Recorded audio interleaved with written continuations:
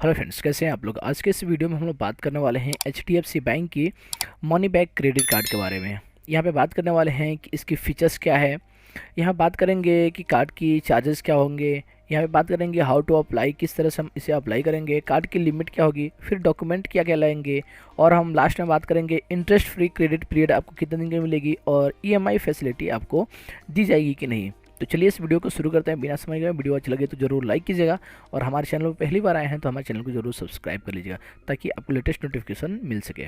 चलिए यहाँ पे सबसे पहले हम लोग बात करते हैं फ़ी एंड चार्जेस की। तो ज्वाइनिंग चार्ज या फिर रिन्यूअल चार्ज आपको 500 रुपये लगते हैं, प्लस आपको टैक्सेस लगते हैं। चलिए यहाँ पे और भी थोड़ी सी यहाँ पे डिटेल्स में जा करके देख लेते हैं कि यहाँ पे और क्या क्या चार्जेस लगते हैं, लेट फी चार्जेस क्या क्या लगते हैं।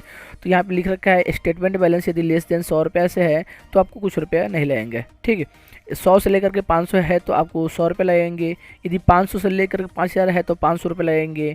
ठीक है, उसी तरह है या 25,000 से 50,000 तक लगेंगे तो 1100 रुपये लगेंगे, और मोर देन 50,000 है तो 1300 रुपये लगेंगे। ठीक है, ओवर लिमिट यदि यूज़ करते हैं तो आपको 2.5% की चार्जेस लगेंगे। ठीक है, और मिनिमम आपको 550 रुपये लगेंगे, तो ओवर लिमिट भी ना करें। चलिए अब हम लोग नेक्स्ट बात करते हैं री इशू और लॉस्ट स्टोलन डैमेज कार्ड, यानी कि आपकी स्टोलन हो जाती है फिर डैमेज हो जाती है कार्ड, तो आपको 100 रुपये आपको लगते हैं यहाँ पे। ठीक है, 100 रुपये लगेंगे। चलिए यहाँ पे हम नेक्स्ट बात करते हैं रेलवे टिकट परचेज फ़ी। तो 1% आप लोग ट्रांजेक्शन करते हैं उस पर लगेंगे, प्लस जीएसटी आपको लगते हैं। यहाँ पे एक और है कि डुप्लीकेट फिजिकल स्टेटमेंट चार्ज। तो यहाँ पे आपको 10 रुपये पर डुप्लीकेट स्टेटमेंट चार्ज लगते हैं आपको।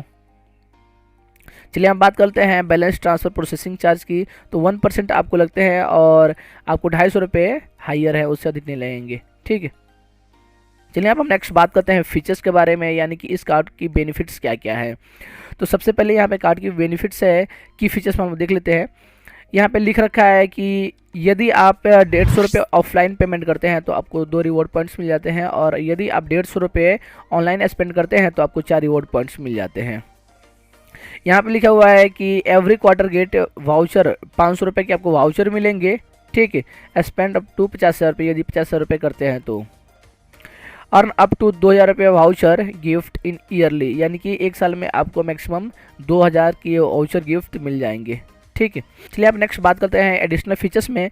तो जीरो लॉस्ट कार्ड लाइबिलिटी, इसका मतलब क्या होता है, जैसे कि आपकी कार्ड भूल गई और आपने कंप्लेन करके बता दिया बैंक में, और उसके बाद से यदि उस पर ट्रांजेक्शन होती है तो आपको देना नहीं रहेगा। तो हर बैंक में यही होता है। ठीक है, तो चलिए यहाँ पे नेक्स्ट बात करते हैं इंटरेस्ट फ्री क्रेडिट कार्ड। तो आपको इंटरेस्ट फ्री रहती है क्रेडिट कार्ड 50 दिन के लिए। ठीक है, आपको 50 दिन की फ्री पीरियड्स देते हैं, उसके बाद से आपको चार्जेस लगते हैं। चलिए यहाँ पे फ्यूल सरचार्ज की बात करें, 1% वेवर हो जाते हैं आपको, और मैक्सिमम आपको 400 रुपये तक की कैशबैक मिल सकते हैं पर स्टेटमेंट साइकिल, यानी कि 1 मंथ की एक स्टेटमेंट साइकिल होती है।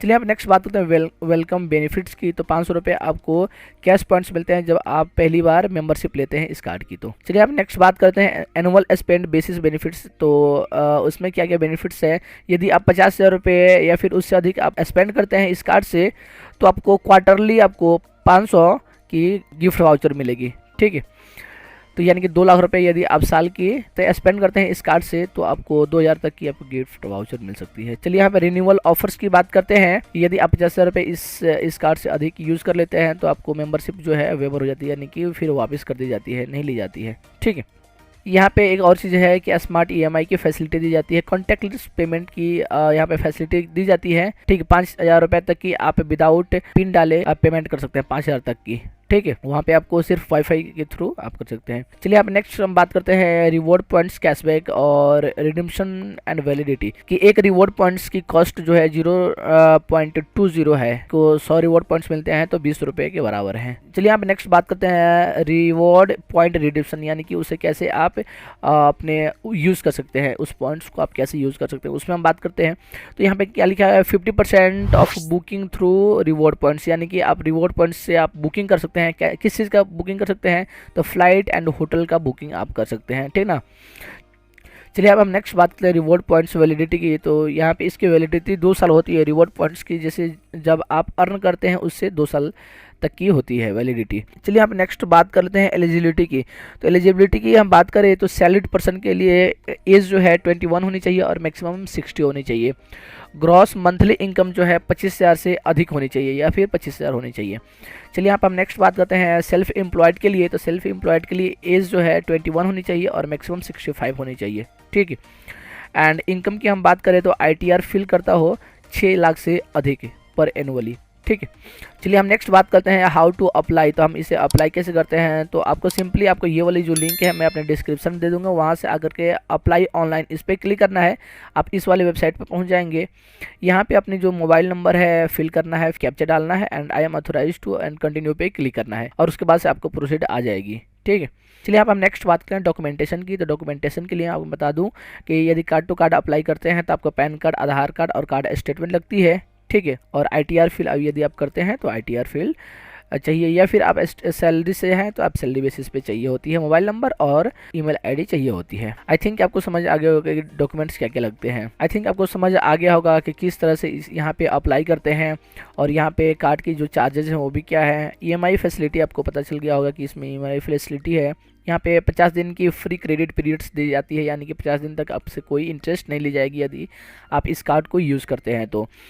यहाँ पे बेनिफिट्स की मैंने बात कर लिया, ठीक है।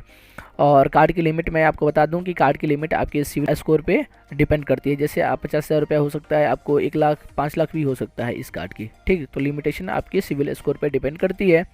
और इस कार्ड को यदि आप यूज़ करते हैं 1 महीने, 2 महीने, 3 महीने, 6 महीने यूज़ करते हैं और आपकी रिस्पॉन्स अच्छी रहती है, यानी कि टाइम टू टाइम इसकी पेमेंट कर देते हैं, तो आपकी लिमिट बढ़ा दी जाती है। तो प्रोसेस यही है सारी की सारी, ठीक है। आई थिंक आपको समझ आ गया होगा किस तरह से अप्लाई करनी है और भी सारी चीज़ें। तो चलिए आज की वीडियो में इतना ही। अगले वीडियो में मिलते हैं एक नए टॉपिक के साथ। तब तक के लिए आप अपना ख्याल रखें। जय हिंद।